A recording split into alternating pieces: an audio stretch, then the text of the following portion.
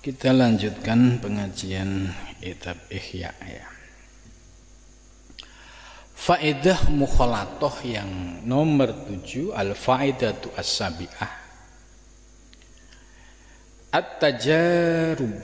Tajarub itu yaitu observasi ya, uji coba untuk mendapatkan pengalaman. Itu tajribah, jamaknya tajarub. Maka di depan Imam Ghazali sudah menyampaikan tujuan ngaji ilmu ini apa? Yaitu untuk mendidik diri kita supaya memiliki pengalaman-pengalaman batin. Jadi tajarub ini maksudnya supaya kita bisa merasakan pengalaman secara nyata, ya, tidak berhenti sebatas teoritis dan juga tidak berhenti sebatas wacana. Fa innaha, maka sesungguhnya tajarub, yaitu tajarub itu uji coba tadi untuk mencari pengalaman. Tustafadu, dapat diambil faidahnya minal mukhalatoti, dari mukhalatoh, lil khalqi, bagi makhluk, wa majaru ahwalihim, dan ya dalam aktivitas keseharian. Maksudnya begini, pengalaman-pengalaman batiniah yang bersifat individual itu terkadang muncul, diperoleh pada saat kita aktif di tengah masyarakat, minal mukhalatil khalqi. Sehingga ketika kita hadir mukhalatoh di tengah masyarakat, ya itu banyak sekali hal-hal yang positif kalau kita bisa mengambil pelajaran. Artinya apa? Gesekan-gesekan ketika kita aktif di tengah masyarakat, aktif di RT, RW atau organisasi apapun, yaitu pasti ada gesekan. Itu namanya mukhalatoh. Lah, gesekan-gesekan ini tentu kita harus jadikan sebagai gesekan yang positif, yang produktif. Ya, misalkan ada teman kita yang mengingatkan, kamu jangan begitu dong. Kalau kita memiliki hati yang terbuka, ya, oh iya, ini berarti kalau saya begini teman saya nggak cocok ya. Oh, berarti harus menyesuaikan. Nah, ini yang namanya tajribah. Atau misalkan ya kita berkumpul, ada teman yang mengingatkan, ini kalau kamu pidato begini jangan begini dong gitu. Jadi ada yang mengingatkan.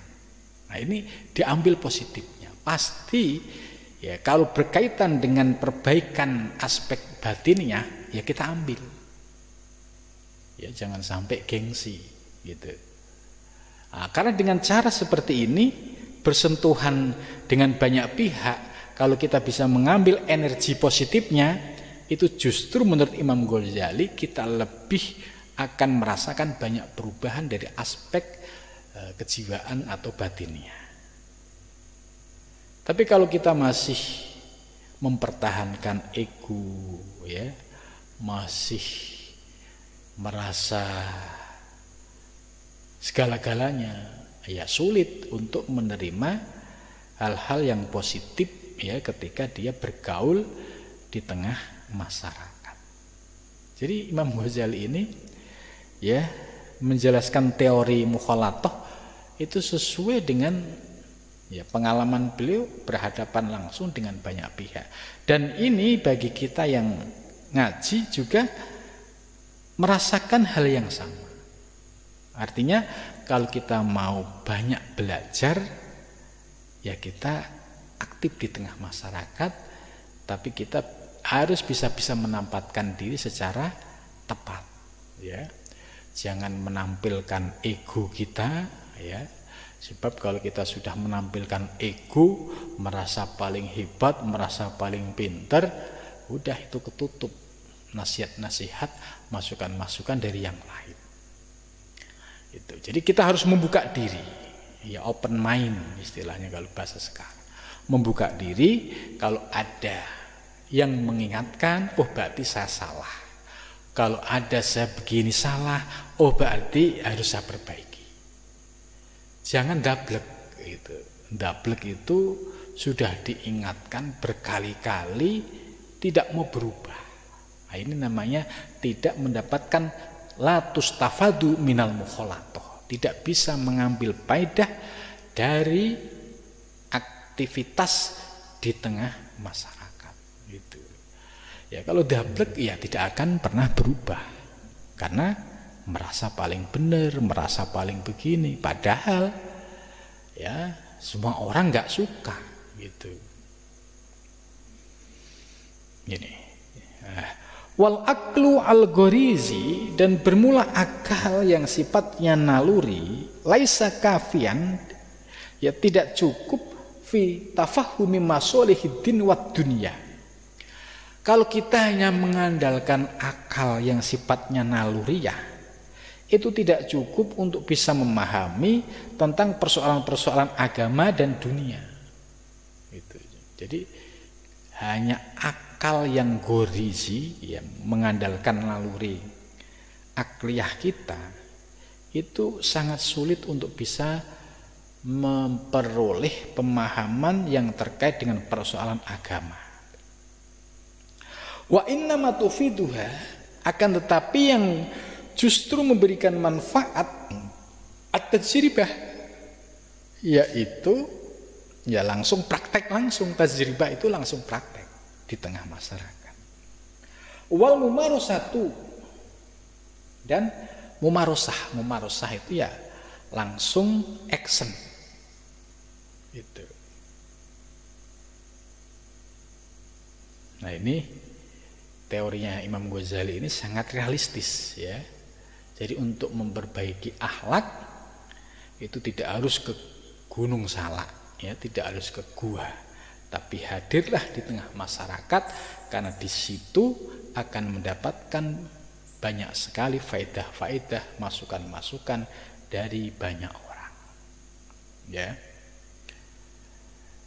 Dan ini kalau kita bisa mengambil manfaat dan faedah ya dalam pergaulan, itu sangat besar sekali manfaatnya. Nah, kalau kita masih bergaul tingkatannya masih satu RT, ya tentu dinamikanya masih biasa-biasa saja sekalipun ada masalah gitu. Tapi kalau sudah berkaitan dengan orang banyak, ribuan bahkan dari berbagai wilayah dan daerah dengan membawa karakter yang berbeda-beda, ditambah lagi membawa karakter pemahaman agama yang berbeda-beda, nah ini kita diuji sejauh mana bisa dalam posisi tengah, dalam posisi mengambil manfaat dan faedah di saat kita bergabung atau berkumpul dengan mereka. Jadi artinya ya harus menjadi orang yang dinamis luwes. Kalau kita kaku, egois, ndablek, itu dalam pergaulan akan tersingkir dengan sendirinya. Tapi kalau kita luwes, dinamis, ya istilahnya nggak kaku-kaku banget, ya bisa ngalah tapi untuk menang, gitu ya. Bisa menghormati yang lain, bisa menghormati perbedaan pendapat, nah itu akan menjadi pribadi yang kokoh gitu. Jadi lawannya tadi egois, ndablek, kemudian ya merasa paling benar sendiri. Ini penyakit ini. Kalau penyakit begini dibiarkan, nggak bakalan ada progres perbaikan dari aspek kejiwaan dan psikologisnya, apalagi wilayah rohani. Ini wa innama tufidu at-tajribah. Jadi kalau enggak tajribah, enggak praktek langsung, enggak mumarosah, itu enggak akan bisa merasakan. Wala khairu fi uzlatin, dan juga tidak ada kebaikan dalam sebuah uzlah. Man lam tah nahuhu at-tajarrub. Dan juga tidak ada kebaikan bagi orang yang ujlah, yang tidak pernah merasakan tajribah. Jadi orang mau ujlah ya di sebuah gunung, tapi pengalaman di tengah masyarakat nggak ada. Karena di tengah masyarakat dia itu eksklusif, ya, nggak pernah bergaul, ya, nggak pernah sama sekali berkiprah gitu. Itu orang-orang yang seperti ini secara kejiwaan itu tidak mendapatkan banyak sentuhan. Oh, bagaimana cara menghadapi orang lain. Nah, itu salah satunya itu dengan banyak bergaul, mudah komunikasi, cepat istilahnya menyesuaikan keadaan, ya, tidak egois, ya, kemudian dia istilahnya cepat untuk menyesuaikan diri. Ini yang mendapatkan banyak pengalaman dari proses tajribah. Fasobiyu idza tazala bagiya gumran jahilan. Fasobiyu, maka bermula anak kecil idza tazala apabila uzlah bagiya gumran jahilan, ya. Jadi kalau ada anak kecil nggak dapat ilmu, nggak dapat apa-apa, terus tiba-tiba uzlah, menyendiri, nggak pernah bergaul kiri kanan, ya. Akhirnya ya dia akan berpikir dengan bayang-bayangnya sendiri, ya, merasa begini, itu. Ini bagiya jahilan. Dia selamanya akan menjadi orang yang bodoh. Ini teori Imam Ghazali ini menarik sekali.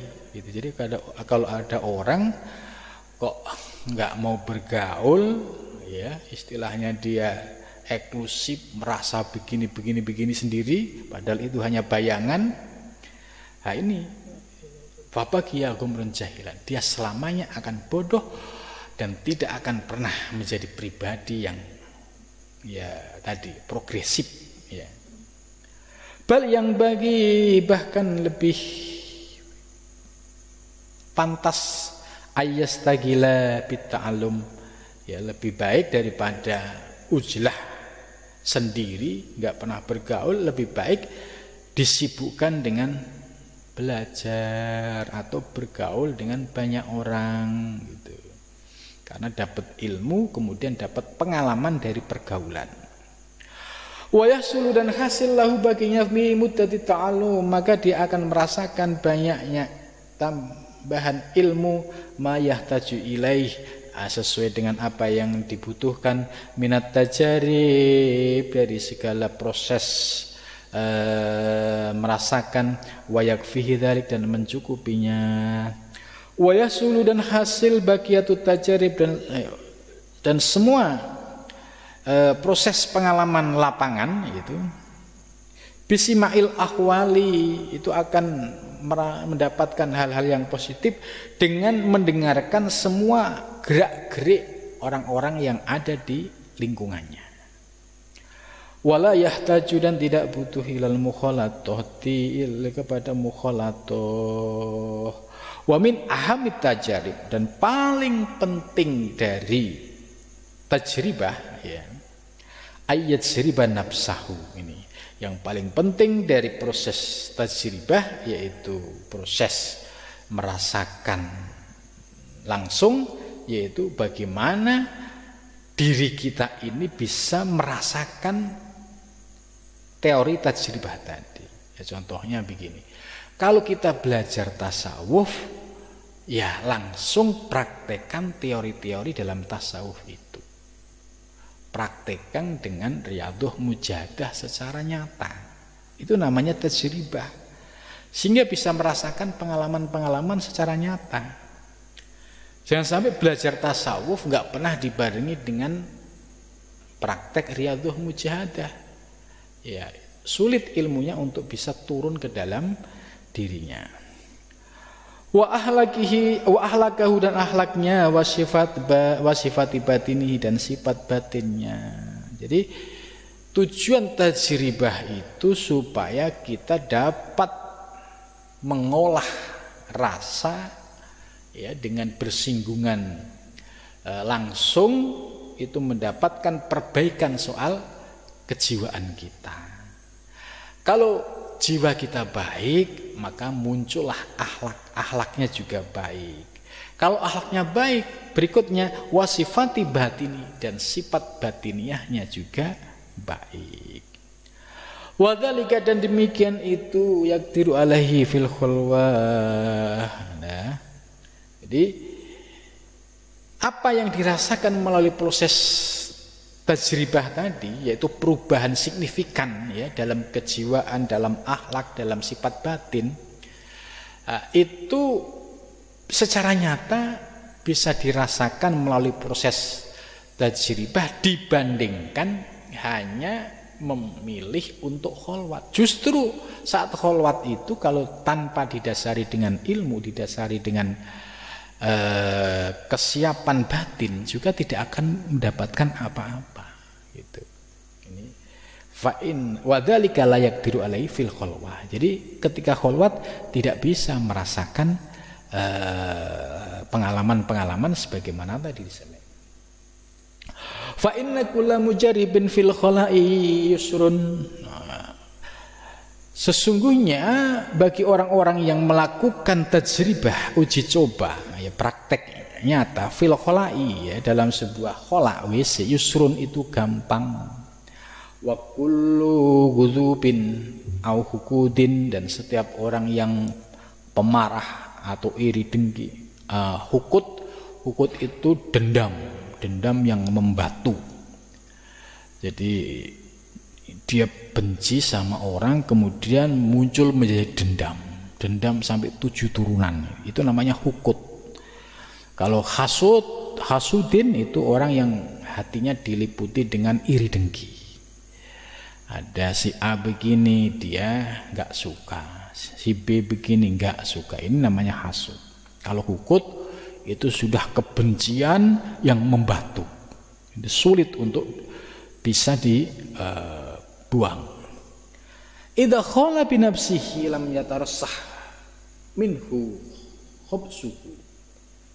Jadi kalau di dalam diri seseorang itu memiliki sifat pemarah, sifat hukut, dendam, sifat hasud, kalau dibiarkan saja, nggak pernah dilakukan proses tajribah, yaitu istilahnya proses praktek nyata, itu nggak mungkin khobisah dalam jiwanya itu bisa bersih gitu. Ini menurut Imam Ghazali. Wahadis sifatu, dan bermula sifat ini muhlikatun, itu destruktif, itu merusak. Jadi sifat-sifat seperti pemarah, ya, pendendam, iri dengki, itu adalah sifat-sifat muhlikah. Fi anfasiha, ya, dari jiwa-jiwa, ya, wajib imadatuha, wajib untuk membuangnya, waqahruha, dan memaksanya, wala yakfi taskinuha, dan tidak cukup didiamkan, bitabauti, dengan menjauhi, amma yuharikuha, dari segala sesuatu yang menggerakkannya gitu.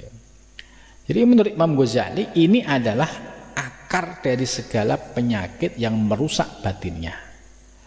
Benci, dendam, iri, ini wahadi sifah mulika, ini harus dicerabut, harus ditarik. Nggak bisa dia itu akan pergi atau hilang sendiri, nggak bisa, harus dipaksa. Kamisalil qalbi, seperti perumpamaan hati, al-maskuni bihadal khabaisi, hati yang di dalamnya dipenuhi dengan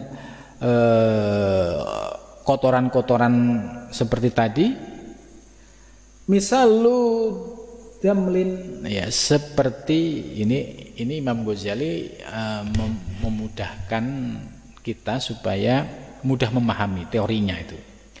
Jadi Imam Ghazali membuat sebuah perumpamaan seperti yaitu bisul, ya, bisul yang di dalamnya itu mumtaliun, yang penuh, bisoditi dengan nanah.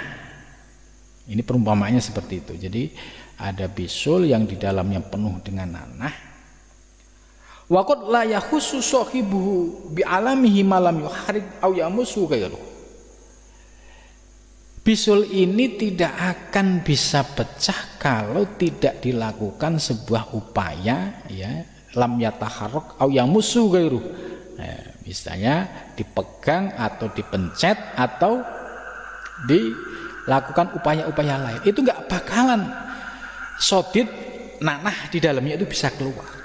Jadi mau tidak mau ya harus dilakukan upaya secara nyata. Apakah dipencet, apakah kalau medis ya apakah dipakai cara dibeleh atau dibersihkan. Itu semua pakai upaya, pakai usaha. Jadi tidak ujuk-ujuk tiba-tiba bersih sendiri gitu. Ini sebuah perumpamaan. Begitu juga batin kita, kalau digambarkan misalkan batin kita dipenuhi dengan nanah yang berupa sifat-sifat khabisah, sifat-sifat buruk yang ada di dalam hati, itu kalau dibiarkan sampai kapanpun tidak akan pernah bisa hilang, melainkan harus melalui proses tajribah.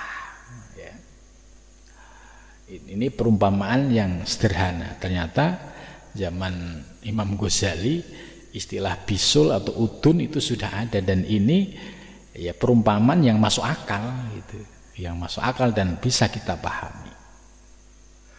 Fa illam yakun lahu yadun tamassuhu, andai tidak ada tangan yang memencetnya, au ainun tubsiru suratu, atau mata yang melihat gambarnya, walam yakun man yuharikuhu, dan tidak ada orang yang aktif menggerakkannya, rubbama dzunna binafsi salamah, ya dia seolah-olah menganggap ini sudah selamat, sudah aman, ya. Walam yaskur, dan tidak merasakan bitumli dengan bisul fi nafsihi wa taquda fakkahu. Walakin law harakahu muharrikun aw sabu musyritun hijamil lin fijari minhu syadid wa faru-farusi al-muhtaniku idza habisa anil istirsal. Ini maksudnya akan tetapi seandainya ada orang yang menggerakkan atau ada orang yang ahli hijam cantuk itu membeleh, kemudian keluarlah sodid yaitu nanahnya, ya, kemudian dibersihin, ya, terus ditambah pakai obat-obatan, ya, supaya tidak terjadi infeksi, maka hal ini ya sama persis, ya, seperti kita membersihkan kotoran batin kita. Ini fakadzalika, demikian itu al-qalbu, hati. Jadi demikian sama persis ketika hati kita dipenuhi dengan nanah-nanah penyakit batiniah tadi. Ada hasud, ada hukut, ada ghotob, ada riya, ada ujub, ada takabur, gitu ya. Jadi fakadzalika al-qalbu al-maskun, hati yang dipenuhi dengan bil hikdi, sifat dendam, wal bukhli dan bakhil, wal hasadi dan hasad, wal ghodobi dan marah, wasairil akhlaqid damimah, dan semua perilaku yang buruk, innama yatafajjaru, sesungguhnya, ya, akan keluar minhu darinya khobaisuhu, yaitu penyakit-penyakitnya, idza hurrika, apabila digerakkan. Jadi artinya ya perlu sebuah upaya yaitu dengan riyadhah mujahadah. Kalau tanpa dibandingi dengan riyadhah mujahadah, sama kayak orang punya bisul tidak diapa-apain. Sebagaimana mungkin penyakit nanah yang ada di dalamnya bisa bersih. Wa an hadza kana salikun, ya. Dan dari ini karena ada siapa as-salikun, orang yaitu para salikin, orang-orang yang menuju Allah, li tariqil akhirati, bagi jalan akhirat, orang-orang yang menuju jalan Allah, at-talibuna, yaitu orang-orang yang mencari, li tazkiyatil qulub, bagi orang yang mencari untuk tazkiyatul qulub, membersihkan hatinya. Yatsribuna, mereka akan merasakan langsung anfusahum, ya, pada dirinya. Jadi mau tidak mau ya harus dibarengi dengan riyadhah mujahadah. Ini kalau orang yang disebut salikin. Salikin itu orang yang berjalan menuju thariqil akhirah. At-talibun, mereka mencari untuk kebersihan hati, ya, itu harus dengan yatsribuna anfusahum, harus praktek secara nyata, yaitu melalui, ya, zikir secara istiqomah. Ya, kenapa kok zikir? Yaitu sebagai alat untuk membersihkan kotoran batin. Salah satunya adalah zikir, kemudian ditambah riyadhah mujahadah, yaitu puasa dan melakukan riyadhah yang lainnya.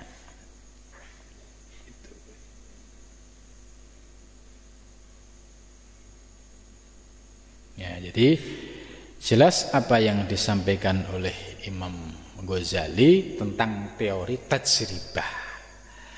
Jadi jelas kalau kita pengen ilmu tasawuf itu tidak sebatas berhenti pada keilmuan, pada wacana, ya harus tajribah melalui, ya, praktek dengan ilmu thariqah.